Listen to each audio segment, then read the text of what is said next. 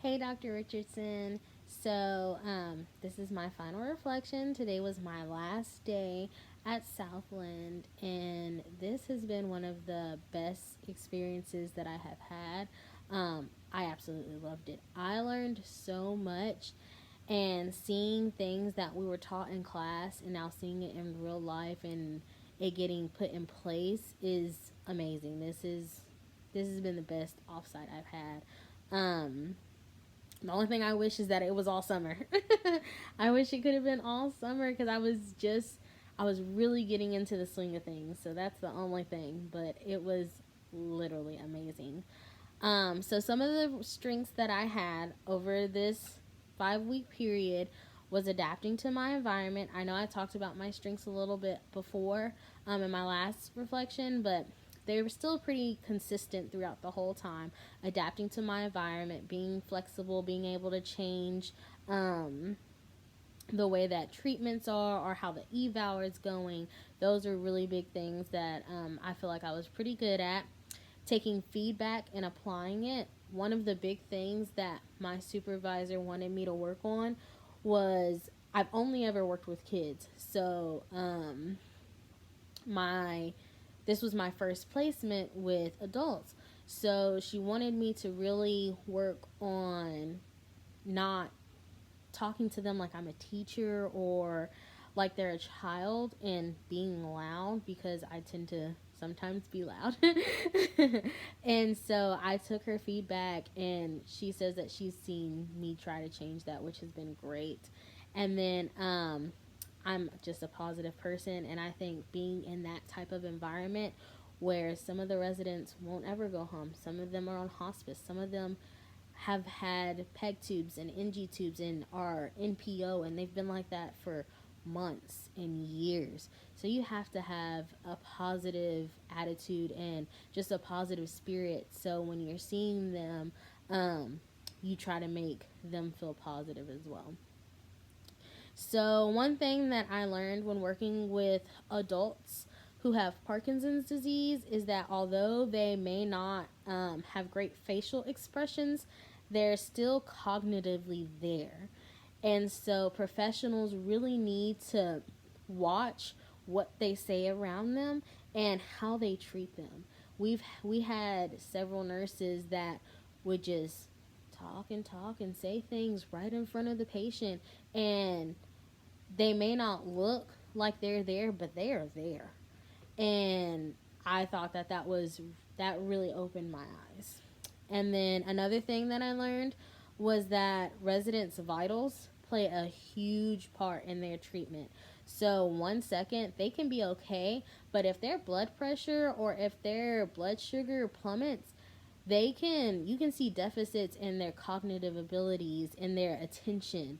That actually happened today. We had a patient that did OT, did PT, was fine. We talked to her in the therapy room and everything, and then all of a sudden she just lost alertness. She was falling in and out of consciousness, and cognitively she wasn't there. She started getting agitated, and so we took her blood pressure, and her blood pressure was very low and her blood sugar was very low. So I think that really surprised me because I never thought as a speech therapist I would be taking someone's blood sugar, or not their blood sugar, their blood pressure, or checking their oxygen.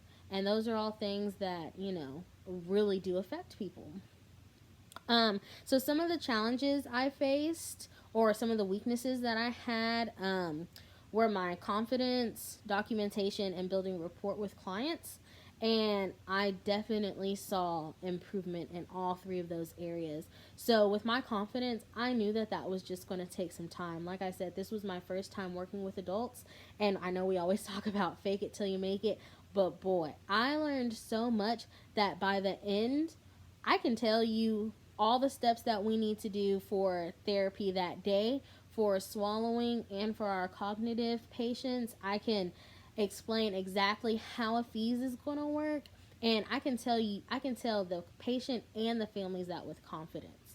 And I didn't have people, second guessing or saying, oh, well, can we talk to your supervisor about it? I was able to discuss things with nurses by the end of my time there and feel confident, because sometimes I feel like when you do work with people who've been in the field a little bit longer, and even with the nurses, they can kind of, question me because I am still a student and I don't know everything.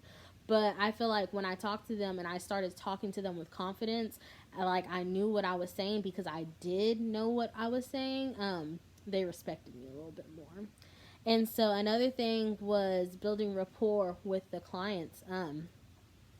I have some clients that were sad to see me leave today, and that really touched my heart. I knew I was helping them and I knew I was making a difference for them. And I had clients that I got to begin with and see them leave. So I know that going forward, it'll be a lot easier for me to build rapport with older clients. I just kept working at it. I would talk to them about their day, ask them how their morning went. I would just try and have casual conversation when we weren't in therapy, so that they know that I really did care. And then my last weakness was, or something that I struggled with, or a challenge I faced, was documentation. So I feel like in the clinic, my documentation got very good. And then I came to Southland and the documentation was different. And so I was like, oh, all over again. It's happening. But now I feel very confident in my documentation. Me and my supervisor worked on it every single day. Every single day. I would document something and have her look at it. She'd tweak it, and then it would be good. And by this week, there were several times where she was like, that's perfect. I don't need to touch it.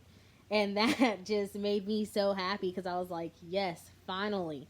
And I have 12 pages worth of notes and evaluations and things that I was just typing, and she would look at it and I would copy off of her. And so it was just really good. So my documentation has definitely improved. Some of the successes that I experienced was making my patients smile and seeing the progress that we were doing. We did a lot of swallowing therapy, and so seeing my patients start off in PO, then moving to puree, then moving to soft mech diet, then moving to regular, and being able to go home on a regular diet, that was amazing. It made me feel so good that what I was helping them do got them to be able to leave, to go home on a regular diet. They don't have to worry about pureeing their food or staying away from harder things, because they know the techniques that we taught them are working and that they're not showing signs or symptoms of aspiration. And so it was just so good. I had 2 or 3 clients that I actually started off with and I got to see them leave. So it just made me feel real good, because it's like, I saw you when we were on purees, and now you're going home and you can eat that meat. So it was just really good. By far, this has been one of the longest, toughest summers I have experienced, but it has been amazing. I would not change my site or my supervisor for anything. Tracy was amazing, and she taught me so much, and I just wish I could have been there all summer, but it was perfect. So thank you so much for giving me that opportunity. It has been great. I really, really appreciate it. So thank you. Have a great day.